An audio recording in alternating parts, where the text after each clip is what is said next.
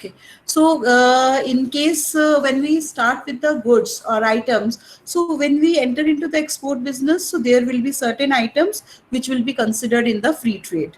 And when we talk about certain goods which are in the prohibited items, so for those things, we have to take the special license. So in that particular situation, we have to see that which particular category we are dealing with, and there will be certain kind of restricted item for which the license is restricted through obtaining the special permissions, and similarly the license is needed for the canalized item. When we talk about procedure to obtain the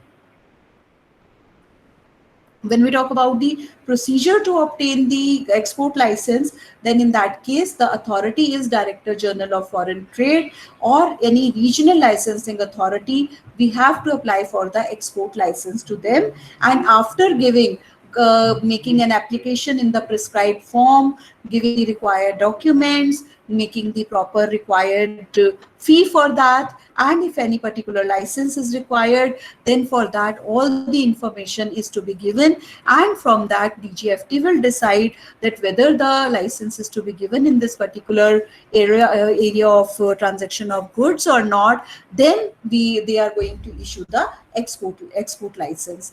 Then after that there is we say that journal provisions regarding exports and imports. When we talk about the journal provisions regarding exports and import, so we have to see that whether there is the transactions in the goods, so export and imports free unless regulated. So we can talk about the things that the goods are can be treated or can be traded freely if they are coming in the free trade zone. Then after that we have to understand that as we have discussed about the Foreign Trade Regulation Act, so all the compliances, rules and regulations which require to be fulfilled, these must be fulfilled. Then after that, if there are every 5 years we are having new trade policies, so if there are certain restrictions or some new things have come up in the trade policy, then the compilation with the rules and regulations given in the trade policy is also required.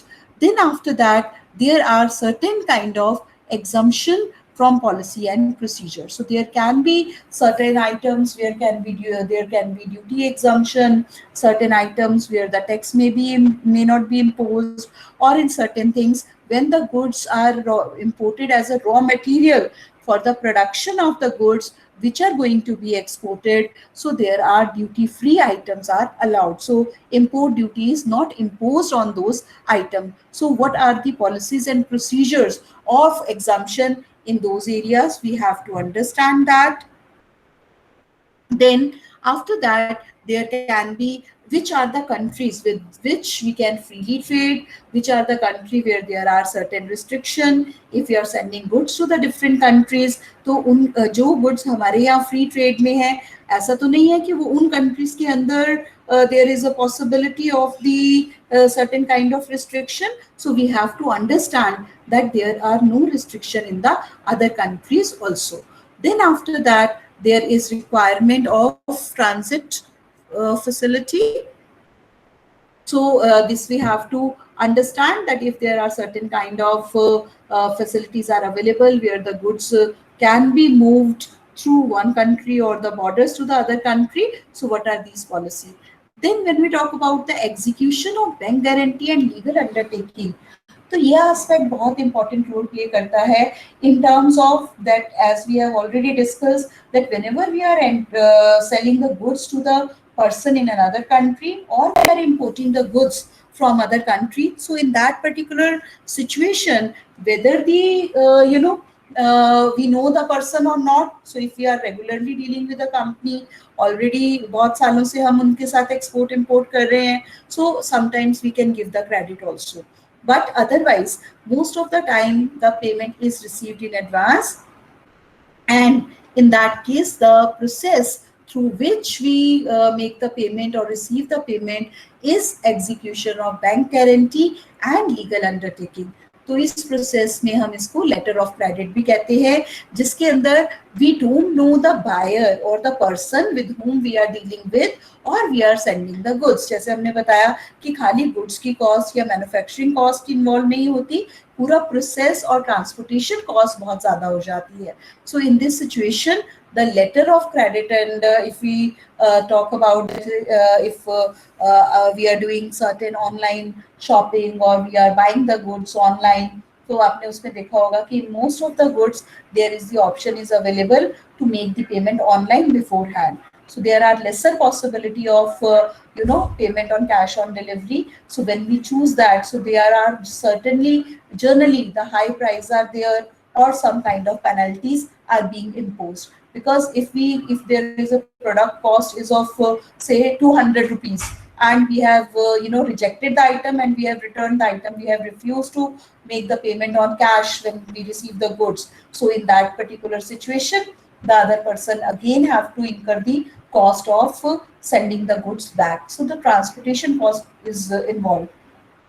So in this situation, the payment is confirmed with the help of the execution of bank guarantee, and later on we will be discussing this particular procedure also.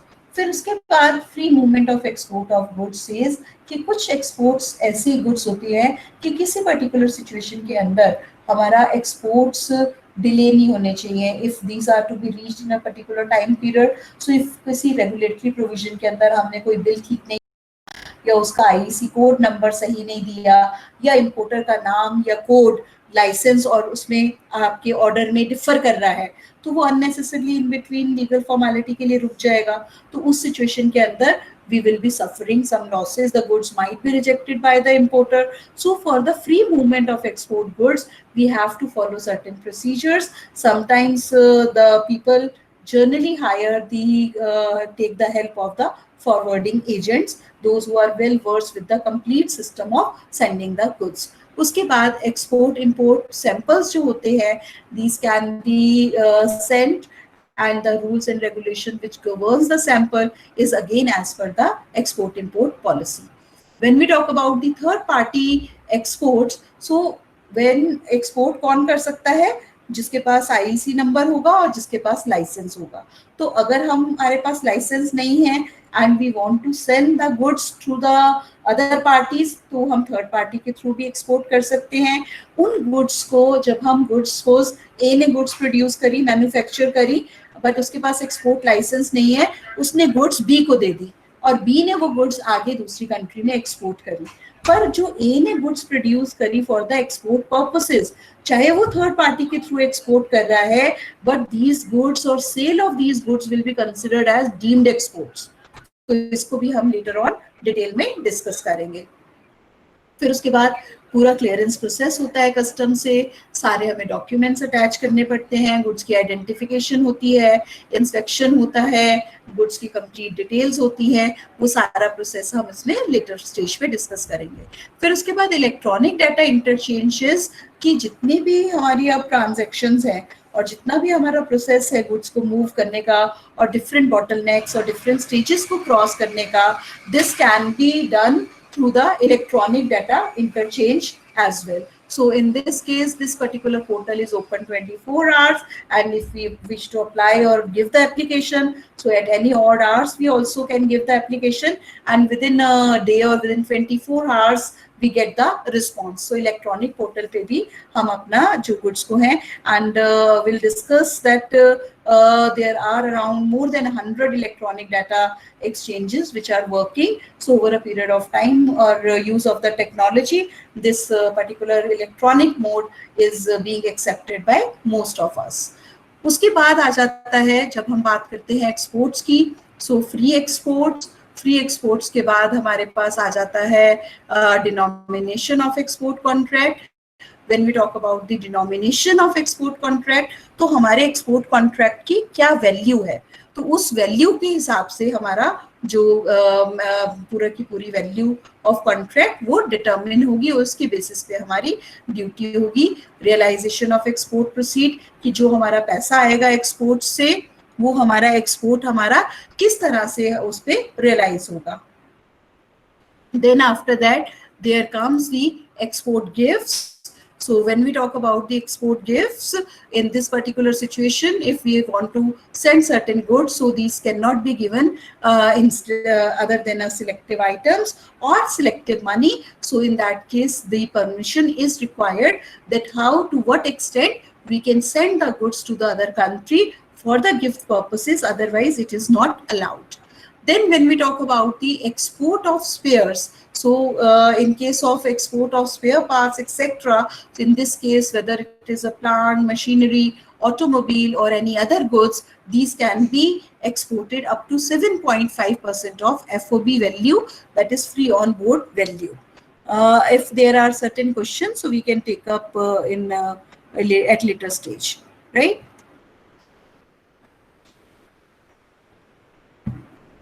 Then export of passenger baggage. So हमें पता है कि whenever we are moving from one country to other country, तो कौन सी goods हमें baggage में allowed है, कौन सी items हमारी restricted है, तो उस चीज को हम as a export हम goods को carry नहीं कर सकते. When we talk about the export of imported goods, it means that when we receive goods in one country and the same are from firms without a license, then this can be done provided that the item imported or exported is not mentioned in the restricted country. तो अगर हमें किसी country से हमने कुछ import किया है और उस goods को हम किसी दूसरी country में ले जाना चाहते हैं, तो अगर हमारे पास वो restricted items में नहीं है, then it can be taken. And अगर वो restricted item में आ जाती है या कुछ goods जो है हमारी special license के अंदर आती हैं, तो वो हमारी goods इस तरह से एक जगह से दूसरी जगह move नहीं कर सकते. Then there is a question कि अगर किसी सिचुएशन के अंदर रिप्लेसमेंट ऑफ गुड्स होता है, तो उसको हम एक्सपोर्ट कैसे करेंगे. जैसे हमने कुछ गुड्स बाहर की कंट्री में भेजी, वो गुड्स या तो डिफेक्टिव निकल आई या एज पर क्वालिटी नहीं निकली, तो वो गुड्स उन्होंने वापस भेज दी और उसके ऊपर हमने दोबारा से उनको गुड्स को रिप्लेस किया, तो उस पर्टिकुलर सिचुएशन के अंदर हमारी दोबारा से ड्यूटी नहीं लगती अगर वो रिप्लेसमेंट कैटेगरी के अंदर आती है. सिमिलरली अगर हमारी गुड्स रिपेयर के लिए आई हैं, तो उसमें भी हमारी जो हमें कुछ कंसेशन उसके ऊपर ड्यूटीज का मिलता है. फिर उसके बाद आ जाता है private bonded warehouse. Private bonded warehouse का मतलब होता है कि जहाँ पे हमारा एक्सपोर्ट्स हैं, हमने गुड्स एक्सपोर्ट करनी है, तो उसके अंदर हमारा specifically there is some process और some time is being taken, तो उन गुड्स को हम उस पर्टिकुलर टाइम पीरियड के लिए, बिकॉज अगर हम कस्टम हाउस में या वहाँ वेयर हाउस में रखेंगे, so we have to incur certain kind of another duties. So for that particular situation we can have the facility of private bonded warehouse, जहाँ पे हम गुड्स को है एक्सक्लूसिवली एक्सपोर्ट पर्पस के लिए domestic tariff area में as per the condition उनको रख सकते हैं. बिकॉज जब तक क्लियरेंस के लिए सपोज टाइम मिलेगी, if there are certain frozen items और the regular items which will be destroyed if it will take 2 more days extra, so the deep freezers or as per the temperature requirement, वहाँ पर domestic tariff area के अंदर ही private bonded warehouse available होते हैं, जहाँ पे हम अपनी गुड्स को फॉर द टाइम बीइंग रख सकते हैं till the time we receive all the clearances etcetera. अब अगर डीम्ड एक्सपोर्ट्स का मैं ऑलरेडी बता चुकी कि जब हम गुड्स को एक पर्टिकुलर आइटम पर्सन से दूसरी पर्सन के थ्रू सेंड करते हैं, जब हमने वो गुड्स को विद इन कंट्री सेल कर दिया, लेकिन the other person is these goods are being sold for the export purposes only, then it will be known as the deemed export, जैसे मैंने अभी आपको ए, बी एंड सी का एग्जाम्पल दिया. फिर उसके बाद अगर हम बात करते हैं कि ये गुड्स हमारी provided the goods are manufactured in India, तो वो जो गुड्स है हमारी तभी मानी जाएंगे deemed export under the policy. उसको एक्सपोर्ट बेनिफिट, एक्सपोर्ट स्टेटस तभी मिलेगा जब वो इन सारी कैटेगरीज में फॉल करता होगा. तो मेन पर्पस क्या है कि हमारी इकोनॉमिक ओरिएंटेड यूनिट्स हैं या स्मॉल स्केल यूनिट्स हैं या हमारी दूसरी जो स्पेशल इकोनॉमिक जोन है या स्पेशल ट्रेड जोन है या स्पेशल टेक्नोलॉजी पार्क है, तो उनसे उनके गुड्स को और सर्विसेज को प्रमोट करने के लिए हम ये फैसिलिटी उनकी डीम्ड एक्सपोर्ट की कंसिडर करते हैं. और when the particular export is known as deemed export, तो उसको जितनी भी ड्यूटीज के बेनिफिट मिलने होते हैं वो एज ए एक्सपोर्ट गुड्स ही मिलते हैं. उसके बाद it is written here that deemed export shall be eligible for following the benefit, जैसे deemed export drawback scheme, refund of terminal excise duty, advance license for intermediate supply, etc. Then next unit हमारी आ जाती है imports की. Let me see, I think we'll be discussing till this only, right? Yeah. So अब बात करते हैं imports की. So जब हम imports की बात करते हैं, तो similarly when we are exporting the goods, so we require the export license.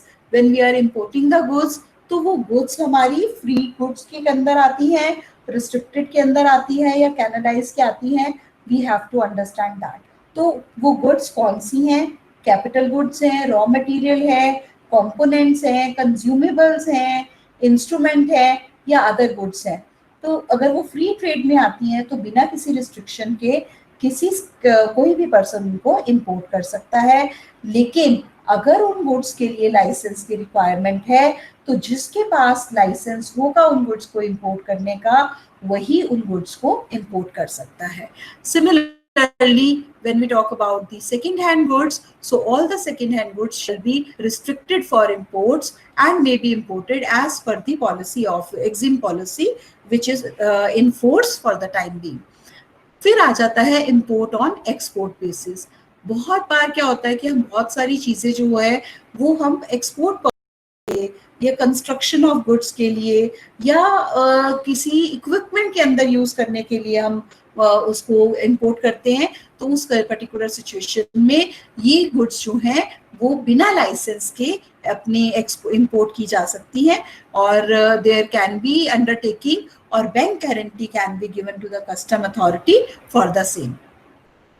री-इम्पोर्ट of the goods abroad का मतलब है कि कुछ गुड्स जो है या कुछ कंपोनेंट्स और स्पेयर पार्ट्स हैं इंपोर्ट किए गए हैं बाहर रिपेयर्स के लिए या टेस्टिंग के लिए या क्वालिटी इम्प्रूवमेंट के लिए. So these can be reimported without a licence. Then after that there comes the import of lease financing. ये हम बाद में डिटेल में डिस्कस कर लेंगे. फिर आ जाता है हमारा export promotion capital good scheme. जब हम export promotion capital good scheme की बात करते हैं, तो जितने भी हमारे फिक्सचर और जितने भी हमारे को इक्विपमेंट या रॉ मटेरियल या गुड्स जो हैं हमें फर्दर एक्सपोर्ट के लिए हेल्प करती हैं, तो इन चीज़ों को हम लेस कस्टम ड्यूटी के ऊपर हम इंपोर्ट कर सकते हैं. But for that thing these goods should fall in the category of export promotion capital goods scheme. उसके बाद आ जाता है हमारा duty exemption scheme and duty remission scheme. So when we have to see कि हमारी गुड्स किस particular category में फॉल कर रही हैं. अगर हमारी गुड्स जो फॉल कर रही हैं वो एग्जम्पशन स्कीम के अंदर फॉल करती हैं, तो उसके ऊपर हमारी जो एडिशनल ड्यूटी है, कस्टम ड्यूटीज जो होती हैं या एडिशनल सरचार्ज होते हैं या बेसिक कस्टम ड्यूटी होती है, वो हमारी उसके ऊपर नहीं लगती.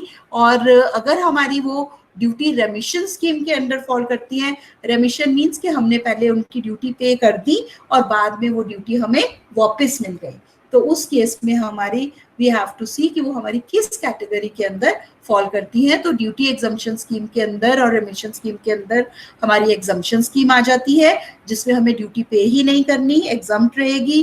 रेमिशन के अंदर हमने पे कर दी लेकिन हमें वो रेमिट हो जाएगी. और ड्यूटी एंटाइटलमेंट पासबुक स्कीम का मतलब है कि हमारा अकाउंट अथॉरिटीज के पास खुला हुआ है, the moment we receive the goods, और उस पर अगर हम ड्यूटी पे करते हैं तो जब भी वो ड्यूटी अप्रूव होती है रेमिशन के लिए, तो वो हमारी पासबुक में क्रेडिट हो जाती है. और जब हमें फर्दर वो ड्यूटीज पे करनी होती हैं, तो उस सिचुएशन के अंदर वो हमारी ऑटोमेटिकली एडजस्ट हो जाती है या हमारे अकाउंट में वो क्रेडिट रहती है.